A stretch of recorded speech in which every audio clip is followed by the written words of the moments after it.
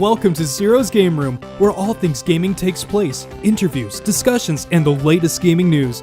So take a seat, get comfortable, adjust your headset, because it's game time. Here's your host, Zero! Welcome to Zero's Game Room, the podcast where we talk about everything gaming, reviews, discussions, and the hottest releases. But today we have a very special guest. Boasting in almost 500,000 subscribers on YouTube, we have the legendary ProtoMario. Welcome to Zero's Game Room. Yeah, hi. What's up, man? How are you doing, man? I'm good. I'm alright. Everything's good? Yeah. Well, I'm glad you were able to make it to the show. I'm glad that everything is good. But let's talk some NintendoSwitch, okay? Because there's a lot of things we need to cover here. Sure. I wanna make one thing clear before we go any further. Like you and me, we didn't discuss anything before we even started this. I was talking about CDI Terabad games. So, like, before we started this, we didn't come together and say, hey, man, this is exactly what we're going to talk about. No, this is you all need to raw. Research this. Right, no, this is raw footage that you're going to be hearing with your ears, okay? We were talking about terrible CDI games. It's off the cuff. That's how we do it in Zero's Game Room, okay? We don't discuss it, be like, yeah, we should target this. We go straight to the point. Thug life, bro. You know? All right, so let's first talk about, before we get into the Switch, which, you know, it's the hottest thing out right now, let's talk about the predecessor, the Wii U. Why did this thing fail? There's a couple of reasons that people have thought about it. What's your take on it? Why did the Wii U fail, right? Because it bombed. Well, there's a few things that you have to take into account. One of the biggest ones is that if you don't have good games for the system, it's not going to succeed. So, okay, you can have the diehard fan base. You see the diehard fan base in the Wii U. That's what Nintendo's diehard fan base is, okay? Now, if you want to take into account the 3DS sales, that supplements it. So there's definitely a lot more fans out there for the 3DS than there are for home consoles. And I think there's a lot of massive reasons for that. We're branching out into all sorts of different directions with the answer here. But one of the biggest reasons, too, is the underpowerment of it. Also, you can't sit here and deny that. You know, if you can provide 60 at 1080p years ago, and you're not doing it today, you're not good. PC elitists will make fun of you, but they're right. You can hate them all you want. Yeah, it's true. Yeah, I mean, the Wii U had the same match. It matched the power of an Xbox 360 or a PS3 while the Xbox One and PS4 were coming out. Like, they were like a step behind. Yeah, and it was underpowered for sure. Oh, underpowered completely. Nintendo, and then you kind of had to look at the name itself, Wii U. Right. Now, granted, it didn't really sound like an upgrade to me. It sounded like, oh, this is, because they showed, when they revealed it, it looked like a gamepad, so the gamepad just looked like something you would add on to your regular Nintendo Wii. Right. I'm not down with that. Maybe some people are, but every person I talked to, they knew the Wii U was a separate system. Most of the parents didn't care, so exactly, you know, it didn't matter. I think, in regards for power, if you look back to when there was the GameCube, okay, yeah, another console that met fate. Yeah, kind of weird, man. It's always these handicap things that really destroy Nintendo in the end. You know, you have this tablet that destroyed the Wii U because tablet's pricey and it didn't sell that well. Okay, so the Wii's handicap was motion controls, because after a while that wasn't fun to use. It felt too gimmicky. The GameCube, it was a one-trick pony. Yeah, the GameCube also had a gimmick, and it was mini discs to prevent piracy. Okay. So, you know, so we have a very powerful console. The GameCube was extremely powerful for the time, competed on par with PlayStation 2, and the Xbox was clearly more powerful than both of them, but it was there. It could play the same games across the board. And guess what? People didn't buy it. Yeah. Not as much as a PlayStation 2, and that's because of the inclusion of a DVD player. Right, because the PS2 you could play DVDs and you could play your game. Yeah, and that was important during the time because videotapes were the only medium for consuming mass media, okay? Like 80% of Americans probably had a VHS player. Maybe some of them had Laserdisc. Maybe some of them had, upcoming DVD players. But they were so expensive at the time. Now, exactly. You have Sony come out. Here's a controller. Here's a DVD player included. And you can shut your kids up with this game console, too. Okay? All in one package. All in one sweet package. And it was cheaper than most DVD players at the time. So, of course, it's going to outsell both the Xbox and GameCube. But you have an established pattern of Nintendo screwing up with these gimmicks, and then the market showing Nintendo, hey, this is working right now, and then Nintendo saying, okay, well, obviously people don't want a powerful console because we've done that for the last 3 iterations, and it only worked on one of them. So you look back at the N64, cartridge. No CDs, scared of piracy, gimmick. Didn't get the best of games, didn't have the highest quality of games. Still have fun games, but you see the point. And every single time they get this pattern, they see what the market buys. But it's not because of the power of the console. It's not because the console can't do this, that, or the other. It was because of that stupid gimmick that they always implement. Right. And they hinder themselves, but that's I guess their way that they've wanted to establish themselves, but it's like a double-edged sword kind of. It really They is. want to be the innovator. They want to do something different, but it ends up being a gimmick to the market. Yeah, I mean, I my hat's off to them.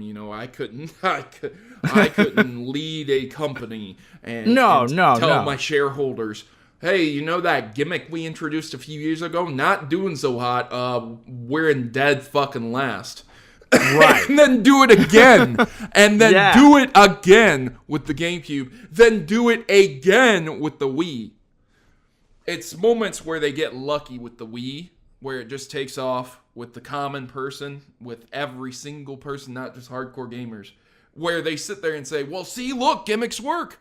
It's not the power, it's the gimmicks. And it's like, no, stop. Please, God. Right. Yeah, I totally agree. I mean, the Wii, first of all, it was different. It was very different. And if you notice, Microsoft and Sony, they wanted to follow. They created the Kinect and the Move to follow along in the footsteps. Yeah. So that might have been another thing that was Nintendo, hey, people are trying to copy what we do. And so they keep going with these gimmicks. Now, another thing is third-party games. That's another thing that kind of killed the Wii U. They did not have a lot of third-party support. Yeah, well, who's gonna develop for a console that not a lot of people are buying? Exactly. That's the problem. Plus, their launch games. What? Yeah, the launch game was garbo. They played it too safe, in my opinion.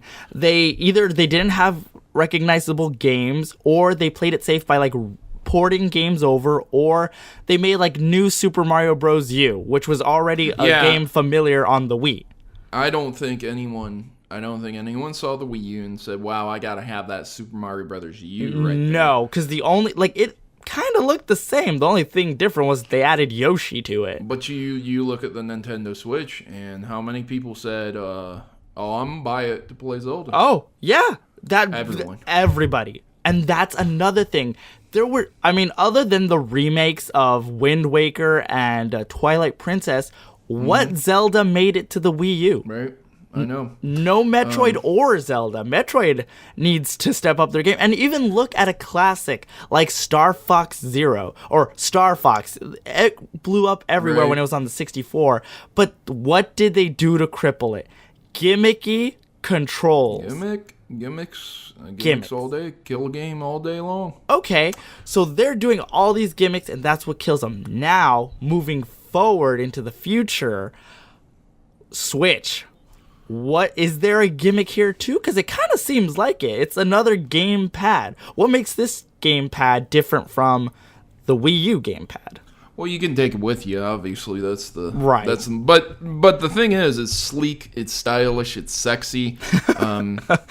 It is. When you're seen with a Wii U pad, like, okay, cool, right? It looks like a plastic controller with an LCD on it. It does not look like a cell phone. It does not look like a tablet. When you're seen with the Switch, it looks basically like an Amazon Kindle. Oh, okay. So it's very more sleek. Very nice. And yeah, you can put it in your, you can throw it. You literally throw it in your bag, dude. With a Wii U pad.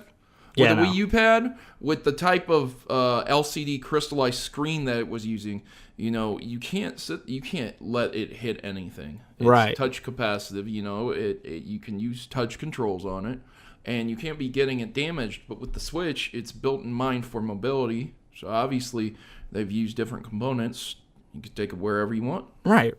And so a question I have, this means, so literally, you could be playing Legend of Zelda Breath of the Wild at home and then take it with you on the go and play it somewhere else. Yeah. There's no difference. You could literally take that screen. Oh, there's a difference. Well, maybe in quality, but I mean as in like adventure-wise, it's the same thing. No, it's the same thing, but you do need to be aware that the graphics are going to downgrade. Well, of course. I'd like to call them GameCube graphics. Okay, which aren't bad by any means. Which aren't bad at all. It looks very similar to Wind Waker. Oh, okay. Mobile, and it doesn't look bad, but it is noticeably different. Something about I wanted to know, do you tend to use the Switch more at home or on the go? I never use it on the go, dude. Too valuable, right? I just don't ever have the time. Oh, okay. When I'm on the go, I'm always driving. I'm always the one going and doing things. Yeah, because I know Nintendo put out that the battery life is it's got a lithium-ion battery, and it lasts, I guess it kind of depends on how high your settings are, but the range is anywhere between like 4 to 6 hours, or 6.5 hours, or maybe 7. Again, it kind of depends on the game you're playing and the settings you have. Right, and that's pretty impressive. I mean, how long does your 3DS last, Yeah, that's true. The 3DS lasts about, I'd say so. Right. It'd either be close or maybe a little more, but now this is a full-blown console here. Yeah. And I grew up when you put batteries in a Game Boy, man. you give me a rechargeable battery. Oh no, those were the days, man, where you'd have to go to the store and buy more batteries, and it's like, no, I need more. Them things suck, dude. So, is the Switch potentially, I don't want to call it a saving grace, but I mean, is this gonna be good enough to compete against the PS4 and the Xbox One? Do you think? I think Nintendo has a cornerstone on the mobile market. Okay. And I think because of that, I don't think they'll ever go out of business. I think it would probably have to be 40 or 50 years of just really horrible business decisions, like way worse than what they've made in the past. I do not think it is powerful enough, and I don't think that's what they wanted anyways. I think what they wanted was a console that you could shift in between. A lot of people have always wanted to play their 3DSs on the television, so yeah, that's true. This is obviously kind of an answer to that, and that is the point. When you buy a Nintendo Switch and you buy an Xbox One, you buy a PlayStation 4, whatever, okay, each one have distinctive properties that you would want. An Xbox One S can output in 4K, okay? So those games and then Netflix and everything's going to look better, just a little bit, We're not there yet, but still nice. The PlayStation 4 Pro is going to run games smoother at a more consistent frame rate if they have support for that. And then you have the Nintendo Switch, and that is going to give you 2 copies of whatever game you buy. And what I'm saying with that is you don't have to buy a mobile copy of that game. You have a mobile version and you have the console version. So maybe you like that game. Maybe you sold everything you had to get this console. Maybe you didn't have a lot of games to begin with. Maybe this is your first console. Well, now you have a mobile console and a home console, and now you have both versions of the game. That's true. That's true. That's actually a very valid point that I didn't even think about until now. So it's 2 for 1, man. You know? Yeah, so it's a pretty good deal, essentially, what you're buying here. But And that's only if you're mobile. I mean, again, yeah. I know a lot of soldiers. Dude, when you're out in the field, you don't want to carry around anything, no matter how slim or sleek it is. But if Right. you are going to, it's more than likely going to be a tablet or some type of handheld. Right. So the odds of you going to the field for a month are pretty high. It happens every year, multiple times a year. Okay, so would you rather pack up a very small TV somehow and a game console with that? Or would you rather grab your Nintendo Switch, play it in the field and charge it whenever you need to charge it, and that's it? Yeah, the Switch, it's a full-blown console with the size of a tablet, of a Kindle Fire. Yeah, it is, and the reason why it's not powerful is because of that. Because you can't do that, man. I know a fair bit about computers. I'm not a master by any means, but I'm gonna tell you right now, the size of graphics cards are decreasing to a ridiculous level. Things I've never seen in my life. Yeah, you can get a similar size graphics card will be 3 to 4 times the size just from 4 years ago with the same power. Yeah, and that big fat ass graphics card will take more than likely a lot more power. And then you have super low profile cards that are as big as a credit card, maybe just a little bit longer, maybe with a fan or without a fan, that can do the same thing as that big fat ass card. So basically, as a reference point, it would be something like a GTX 760 versus a 1050 Ti. And they're almost on the same level. Now, you think in a year or two, okay, we're going to be able to put that technology into any device we want, any size, but the problem still remains of removing that heat. Right. That's always the problem, removing that heat, because they heat up if you overclock them. And Nintendo could have obviously paid probably $5, $10, $15 more to get way better performance per unit, from the manufacturing process. But how would they have handled the heat dispersion? Yeah, because then you're gonna need a lot more space. Yeah, and we haven't even seen a game completely max out the Switch yet.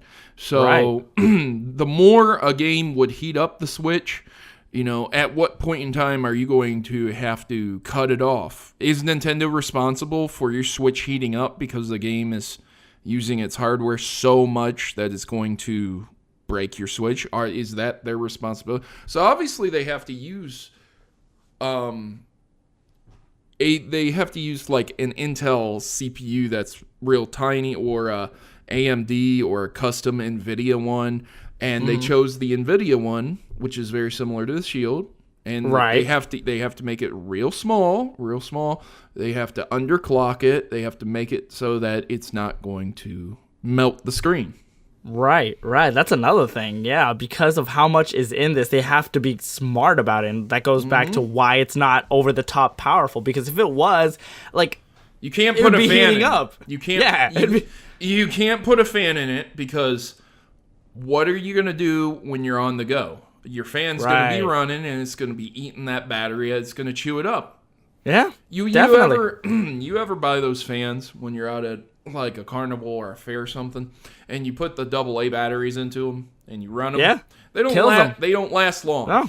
And those are just AA batteries. Exactly. So to imagine the power you'd need, how it'd be sucking up away at the fan and then of a whole console to power it all. Yep.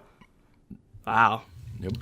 All right. So some last minute things. What is, other than Legend of Zelda Breath of the Wild, what's another game you can't wait to see? Is it Splatoon 2, Mario Odyssey, or is it a game that they haven't even announced yet that you hope ends up on the Switch? I want to see a Metroid game, and I want to see. Oh my gosh! I want to see a real real Metroid game. You know, you can accuse me of being a shitty gamer for saying real. You know, fuck it. I don't give a shit. Man. No, it's okay, dude. Everybody has their own opinion, you know?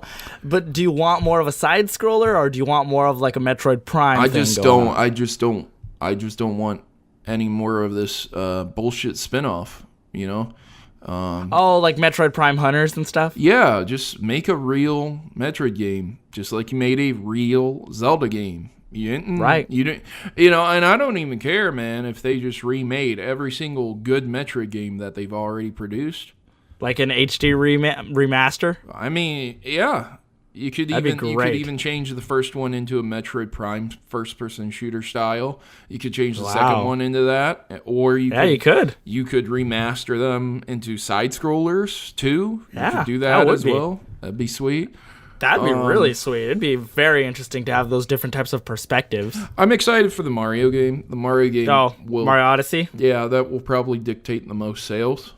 I agree. I mean, it's kind of crazy to think what it's going to be. You know, it looks like Mario's in the real world, but hey, it could work. It could work. Well, I'm interested to see where it's going to go. They had something like that before, and it was weird. That's my only, niche, if you will. Mm-hmm. But we will see where the Switch goes. But thank you, ProtoMario, for taking some time out of your schedule and being on Zero's Game Room. I completely appreciate it. Yep, absolutely. Well, that wraps up another episode of Zero's Game Room. Want to give a special thanks to my graphics designer at Trekit on Twitter and at David_Ritter for voicing my intro. Keep up to date with the podcast by liking it on Facebook at Zero's Gaming Room and on Twitter at Zero's Game Room. Until next time, GG with a definite re.